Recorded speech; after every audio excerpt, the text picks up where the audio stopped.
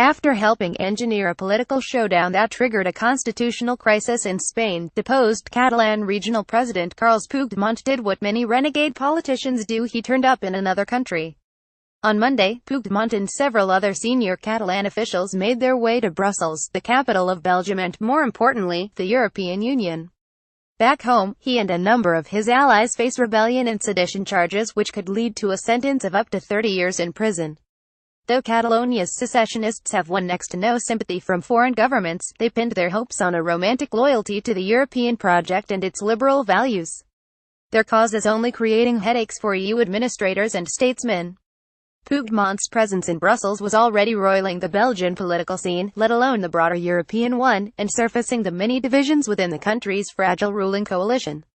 The country's French-speaking Liberal Prime Minister had no time for the Catalan leader, while his Flemish nationalist partners were far more sympathetic. Belgian leaders stressed Puigdemont was not in their country by invitation, though they do allow other EU citizens to apply for asylum. Belgium sets the bar for asylum very high, and there is no indication yet that applying is Puigdemont's reason for traveling there. "We really shouldn't be importing Spanish problems," a Belgian government official told Politico. "We are here because Brussels is the capital of Europe. It is not a question of Belgian politics," said Puigdemont, in an attempt to reassure his hosts. "This is a European issue, and I want Europe to react." Puigdemont went on to paint a picture of a heavy-handed Spanish government, repressing Catalan aspirations and seeking to persecute its pro-independence leadership. The Spanish government was preparing an offensive against the people of Catalonia, calling on them to be loyal, Puigdemont said, speaking to reporters in Catalan, Spanish and French. "We are facing a state that only understands the reason of force." Puigdemont defiantly described himself as the legitimate president of Catalonia, even though Madrid dissolved the regional parliament in Barcelona on Friday and removed Puigdemont from his elected post. He said he wasn't seeking asylum, but he had come to Brussels to have more security. He hired a prominent Belgian human rights lawyer with a track record of defending political dissidents, including Basque separatists. Puigdemont had presided over weeks of escalating tensions between Madrid and Barcelona. His pro-secessionist government held a controversial independence referendum October 1 that was met by a ham-handed Spanish response that partially suppressed the vote.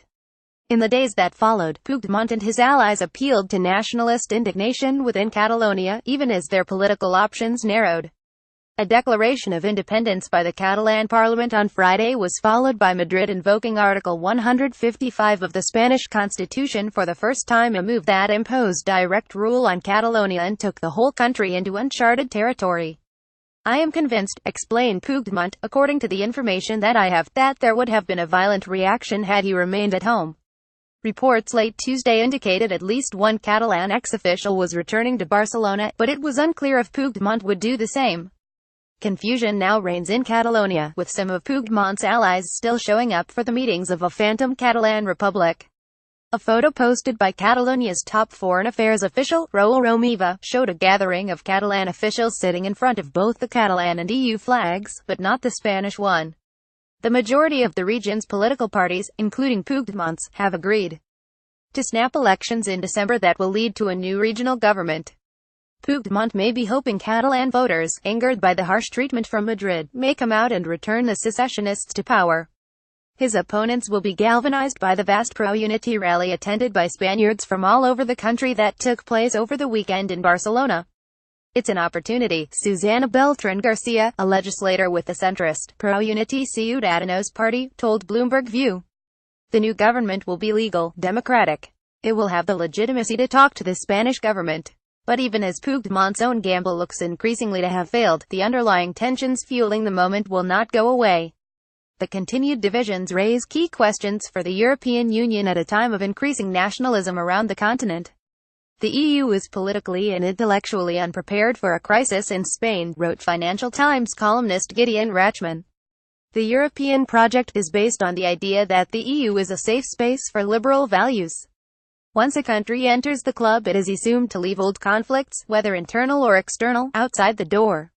That was particularly true for Spain, which emerged from decades of dictatorship, and joined the continental bloc while building a democracy that better guaranteed the freedoms and autonomy of the country's diverse and often very distinct regions. Spain's homegrown experience with fascism through the middle of the 20th century made it more immune to the xenophobic populism that swayed recent elections in nearby countries like France, Britain, and the Netherlands. But even that could change, with the Catalan crisis provoking, in some corners, the resurgence of reactionary right-wing nationalism. As the animosities fester, the prospect of further chaos remains. Catalonia's bid for independence demonstrates that traditional questions of nationhood and sovereignty can still stir the blood in modern Europe, wrote Rachman. There is also a possibility that the crisis could lead to violence between the Spanish central government and pro-independence forces in Catalonia. That would challenge Spain's traditional status as a prime example of the benefits of the European project.